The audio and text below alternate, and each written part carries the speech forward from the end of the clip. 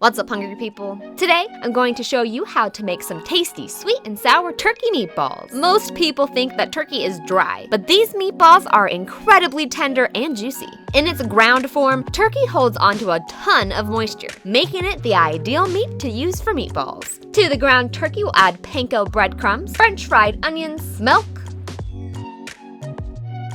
an egg, crushed pineapple, ginger paste or minced ginger, whatever you have handy, garlic powder, onion powder, and some red pepper flakes for a hint of heat. Mix everything up until it has a nice smooth consistency, and then let it rest for a few minutes before digging in to form the meat into balls.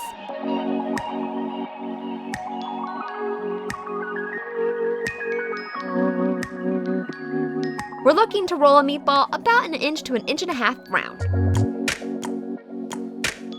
Arrange the meatballs on a baking sheet and then pop them into the oven under the broiler and cook for about 15 minutes, just until they are cooked through and starting to brown. Meanwhile, we'll start the sauce with some olive oil, and once it's nice and hot, we can add our onions and mixed colored peppers. I even grew the peppers myself. Sauté for a few minutes until the onions are just beginning to soften and the peppers are fragrant. It smells literally so delicious. Then we can add some baby corn, minced garlic, and crushed pineapple and pineapple juice. We don't want the kind that is in syrup for this recipe. Continue to sauté the veggies until most of the moisture has evaporated. This will help enhance the overall sour flavor. Next, we can give it a generous seasoning of salt and pepper. To add extra depth to our dish, we'll add some fish sauce, Worcestershire sauce, rice vinegar, and soy sauce. As you stir everything together, the veggies should continue to soften. Turn the heat up to a low simmer before adding in the sweetness with some ketchup, honey, pineapple juice, and some chicken broth to bring it all together. Stir the sauce and continue to simmer to thicken it up as the meatballs finish cooking. You'll know the meatballs are done when they are golden brown and sizzling. Right before adding the meatballs to the pot, pour in a slurry of cornstarch and water. Then bring the sauce to a rolling bubble. This will help the sauce thicken and stick to the meatballs. Which, speaking of meatballs, now is the time to pop them in the pot.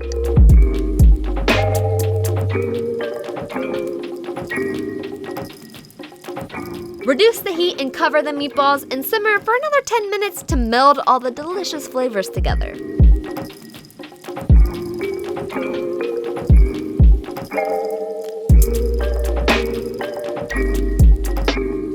I served my meatballs on a bed of plain rice. The more rice to absorb the sweet and sour sauce, the better. These meatballs are so good, we ate them for 3 days straight without complaint. They are incredibly juicy and come together in just under an hour. What could be better? I mean, just look how amazing these are. And you know they taste just as good. What recipes should I cook up next? Leave your suggestions down in the comments below. I've been on a content grind for 5 straight years, so if there's any year to cut yourself some slack, it's this year. I'm currently working on figuring out a new format, testing new recipes behind the scenes, and researching tons of movies, shows, and games to prepare for 2021. So as I'm still trying to figure out my life in 2020, my posting schedule might be a little weird for the rest of the year. But don't worry, I'll still be posting recipe videos as I finish them.